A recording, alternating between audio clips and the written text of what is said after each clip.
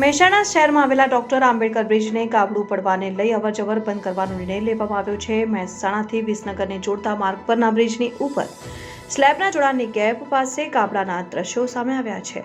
લગભગ 2 ફૂટ જેટલા ગાબડાને લઈ વાહન વ્યવહારને બંધ કરીને જોખમને ટાળવા માટે પ્રયાસ કરાયો છે। જોકે ગાબડાએ તંત્ર સામે પણ સવાલો ખડા કરી દીધા છે।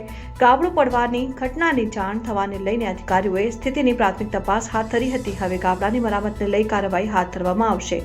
જોકે આ અંગે અનેકવાર રજૂઆતો અગાઉ કરવામાં આવી હતી। આમ છતાં તંત્ર દ્વારા બેદરકારી દાખવવામાં આવી રહી છે। આમ જો કોઈ અકસ્માત સર્જાયો હોત તો જવાબદારી કોની, એવા પણ સવાલો સર્જાયા। બ્રિજનું નિર્માણ વર્ષ 2014માં કરવામાં આવ્યું હતું। આમ માત્ર 10 વર્ષમાં જ પુલની હાલત ગાબડા પડતી જોવા મળવા લાગી હતી।